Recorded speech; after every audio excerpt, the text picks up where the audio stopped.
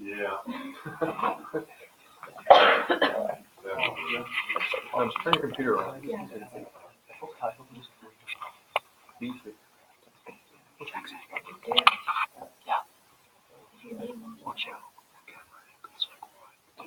Come on. That's good.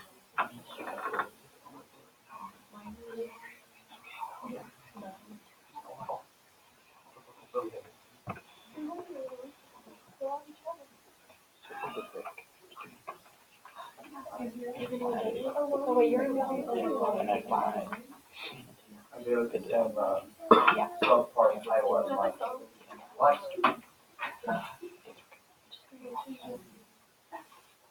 I give the same subpart title as my Alright. Go. Alright. The extraordinary era of Dwight D. Eisenhower by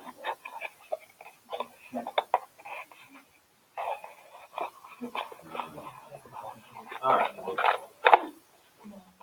See, that's gonna show you a picture anyway. Oh, there it is. Okay.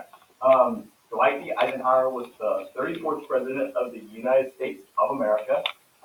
He was a hardworking man, so he spent the majority of his life ascending through the ranks. He didn't really just get from one level to another. He really had to work for every bit that he got. Whether he was in the military or his brother-in-law's creamery back home, he was always working hard. As a military leader, a presidential leader, and a little brother, Dwight, also known as Ike, was always careful to put the needs of others before his own. Looking back at Eisenhower's dynasty, the United States was truly blessed to have a president like Ike. So, early life, on October 1st in 1890, Dwight David Eisenhower was born in Denison, Texas. David and Ida Eisenhower were his parents. They had a total of 7 boys, and Dwight was the third son. But shortly after his arrival, they moved back to the original home of Avalon, Kansas, so they could be back with family. They were a poor family, which allowed Dwight to learn a lot of self-discipline and morals at a young age. He worked selling vegetables, making dairy products at the home creamery. And then he also grew up loving football. So he played that throughout the majority of high school.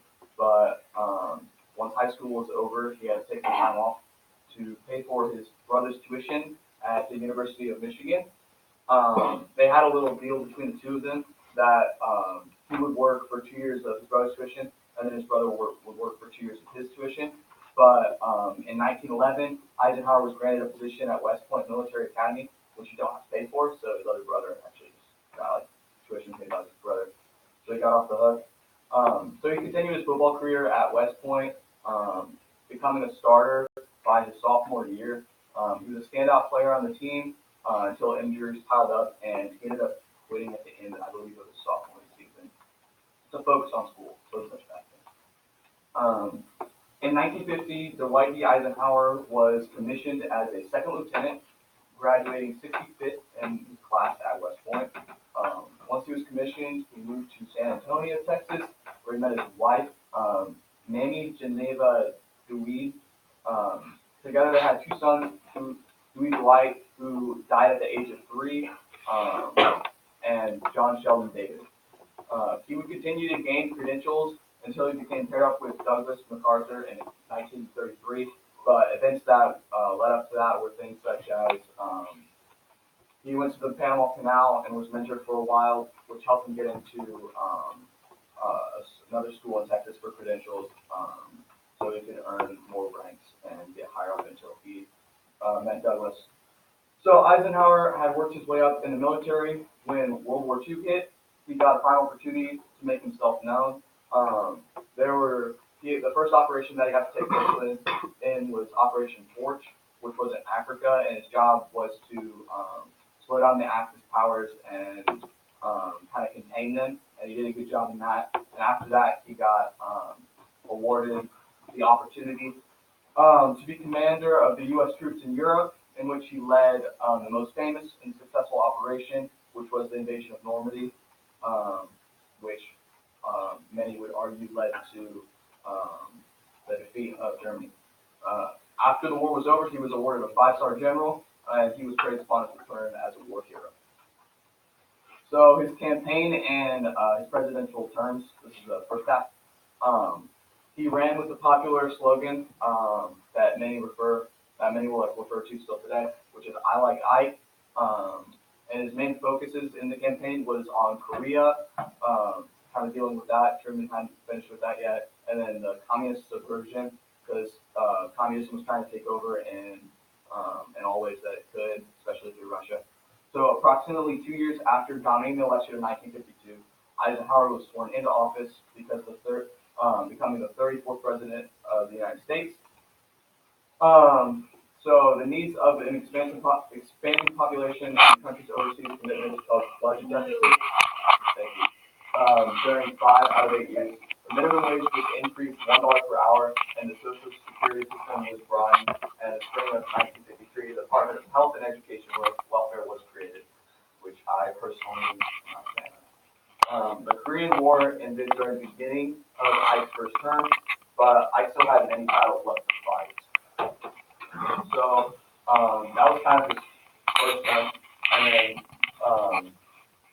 at the end of his first term, he dealt with I think he had a heart attack, along with other physical health struggles, proceeding to the 1956 election. But he still ran and won the popular vote to receive a second term. In his second term, he established NASA. And he strengthened relations, the powers of NATO, which were basically kind of like a foreign affairs group to deal with post-war scenarios. But some of the downfalls of his presidency were that racial issues were starting to become more prevalent, I guess, in society. And he was criticized for going very slowly throughout racial problems and not really being quick to make any changes.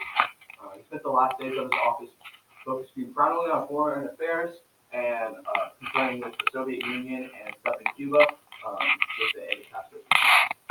So this is the post-presidential life. Eisenhower spent the remainder of his life on a farmhouse in Gettysburg, where he raised Angus cattle, painted and spent more time with his wife. He spent the last 9 months of his life in Walter Reed Army Hospital until he uttered his last words. His last words: "I want to go, God take me." And he died March 28, 1969. He ends there. Oh, yeah, he's got a Okay. yeah. He had the credentials to his job, but also had 2 parts of others who stayed in favor with others. America needed a man that they could trust to recuperate the nation after the war because, quite frankly, they were in shambles after everything that they had gone through, especially with the Korean War as well, and communism knocking at the front door. So he was the perfect president at the time. "I like Ike" was the perfect phrase to represent Dwight D. Eisenhower's legacy, as he was generally liked by everyone he came in contact with. All right, thank you. Yeah.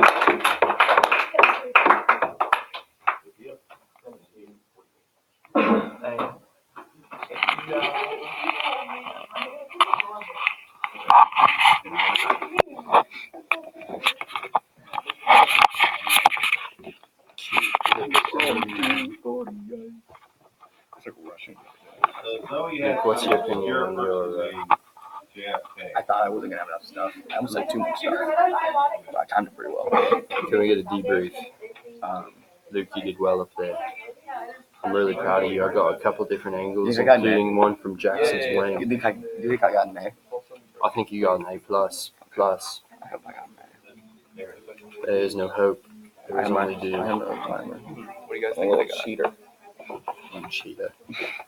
You're gonna get that A because you deserve it. I just hope I didn't read too much of Because my you stuff. found the loophole.